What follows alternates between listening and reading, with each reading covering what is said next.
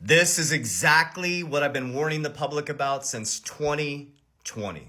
And I'm going to keep repeating the same things over and over and over again until it sinks in. But of course, you need to do your own research. It's just my opinion, and I'm sharing with you exactly what I do. I'm an educator.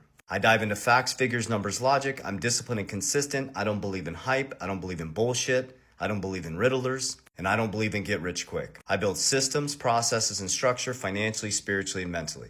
And based on these facts, that your dollar has lost 10% of its value in 2025, and from 2020 to 2024, you had a 24% inflation, which is a devaluation of your currency. This is simple math, guys. There's no emotion in math.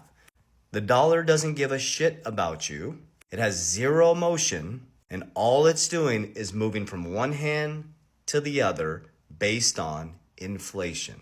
The elites play a totally different game when the value of the dollar is going down. So since 1913, your dollar has lost 96 to 97% of its purchasing power. So when you see $1 million in your banking account, do the math. It shows you $1 million, that's the trick. It has 3% purchasing power. But they take that million if it's sitting in a bank account, and what do? They beat the hurdle rate. They beat inflation by lending it out to the next person, putting it in the capital markets. So as your money sits stagnant in a bank, what does a bank do to a river? It dams up and it becomes muddy and gross and mossy, and they make it currency. It's that simple. So all money is doing, it's moving through the system from one hand to the other. Jim Rohn says if you give $1 million to every person in society, it's going to end up in the same 1%'s hands, because the game has always been the same. It's just different tools and different mechanisms. So as I share with you what I do, I'm not telling you what to do. You need to understand how to beat inflation and hurdle rates. So you have the interest rate, which is how the whole world makes money. That's how the banks make money. And that's how money flows through the system. That's why the interest rates coming down are so important for the survival of Americans, because we're indoctrinated to bury ourselves in debt. And then you got inflation. So as this is going down, simplistically, the big money, the smart money, is moving into gold, hence at an all-time high. Silver is going to skyrocket. Bitcoin is skyrocketing, all-time high. You're going to see XRP, XLM, all your altcoins are going to go all-time high here on the back end of the year. It's just math. It's not riddlers. It's not this. It's an infrastructural change, and we got lucky because we have more tools in our tool belt to beat inflation. Our grandparents and our parents had the S&P, which could beat it if you're consistently invested. I think my CFO said it's like 12% on average. Gold, silver, real estate was a good hedge in the past, becoming unaffordable. But now you have this whole new asset class with fixed supplies like Bitcoin. 21 million, that's it. 95% of it's gone. They mine 450 a day, and treasury companies are buying 1,700 a day. That's called supply and demand. Simple math. And you have things like XRP that have 100 billion, but it's because of its utility. But every single time a transaction goes across it as a burn mechanism, it becomes more valuable and it's deflationary. Hence, these are opposite of the inflating US dollar, which deflates the value of your currency. So this is the reality. No emotion. That's a reality. So you clock in at work. You get paid to trade your time for money. You get paid in someone else's debt. There's no money in the system. And you take that debt and buy more debt, becoming more buried. What you should be doing is take anything outside of your debts and non-negotiables, and you should be investing into things that beat, write it down, comment here, inflation and the devaluation of your currency. On average, we run about 2 to 3% inflation. So you're already in a hole. So they're pouring dirt in the hole, inflation. You have a backpack on, which is debt. So every year you get buried. So you're fighting to get that next pay raise. But when you get the next pay raise, you buy more debt because you can't keep up with inflation. Well, the only way you can buy stuff is to extend your buying power through debt. But who does that make wealthier? Not you, the banks. So here's how I put myself in first position. This is my system. You can use gold, you can use silver. You have to figure out what assets. You need to study them. So it's capital DR, cash flow. I think cash is trash. I move my cash flow outside of paying my bills, debts, and non-negotiables into two things. First move, 10% goes into cash generating dividends that pay me monthly and weekly. So I take my income and I make more income, and that's passive. After that, anything left if the markets are down, I buy in to deflationary assets. My two biggest holdings are XRP and Bitcoin. And I have many others. Watch my other videos. I break down my whole portfolio. I'm very honest on this channel. Very authentic. I share with you exactly what I'm doing. Every single day, I have money coming out of my bank account that goes into XRP and Bitcoin. So every day I'm building my family's wealth. Every month I'm building my family's wealth. And every time I get paid, I buy my family cash flow. So our income goes up every single month.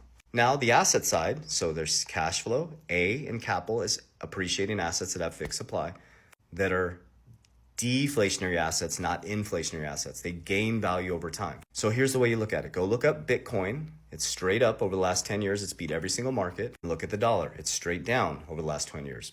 That's simple math, no emotion. You can use gold, you can use silver. Okay, so when those assets, we're gonna move Bitcoin into leverage, okay, which is capital DR. We're gonna move Bitcoin off into leverage. Bitcoin's just a supercharged savings to me. I'm gonna get way more growth out of the altcoins. Move Bitcoin into a supercharged saving category, and we're going to move over to leverage. I grow at about 50% every single year, so I think that's a pretty good savings account, right? That's crushing inflation, so that beat my rule. All my other assets, all my other cryptos, when they go up, I hold 50% for a moon bag forever, just in case the riddlers are right. And I'm okay with being wrong about the prices, but I don't do price predictions. I do discipline. Big difference.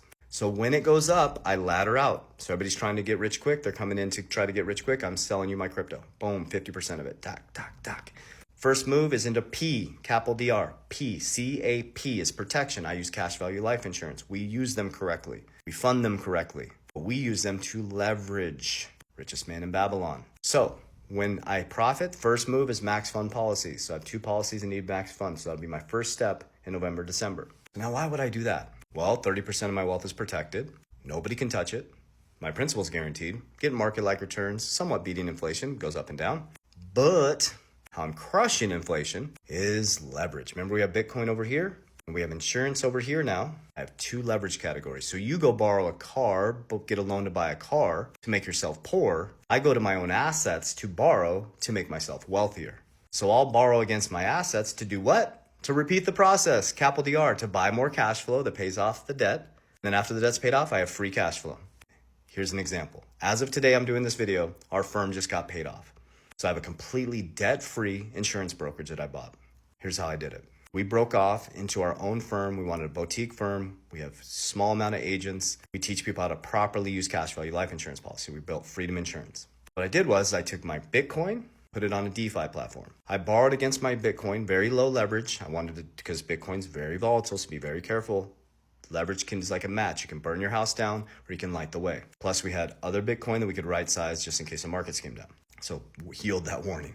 So I borrowed off my Bitcoin at 14%. They gave me cash, that's tax free. They gave me cash, their money at 14%. So I borrowed their money at 14, they used my Bitcoin as collateral. It's called DeFi. But Bitcoin grows every 50% every year and it went up way more than that this year. So we bought the firm. I bought it with my cash that they gave me, leveraging my Bitcoin, and we just paid the firm off. It took us 6 months. But I made money on borrowing. It was my own money. I borrowed from my own Bitcoin, or they gave me their money with a leveraged loan to my Bitcoin at 14%. Bitcoin grows 50% on average. I made 36% on my money. Now the Bitcoin's paid off as of today. I just got the email. And now what will I do? I will take low leverage again to do what? To buy more cash flowing assets. And I will repeat the process over and over and over again. And I will repeat the same things on my social over and over and over again. Because what you repeatedly do gets ingrained in your subconscious mind. What gets ingrained in your subconscious mind becomes your unconscious activities. Why do you think that we are indoctrinated in Americans to live the way we do? Because they taught us at a very young age to go to school, get a job, get a 401k, get 2 15-minute breaks at school, and a 30-minute lunch. Sounds like corporate America doesn't get a good credit score, but when you're wealthy, your credit score doesn't matter. I love you. I appreciate you. And as we always say, Warriors, let's get your shit together.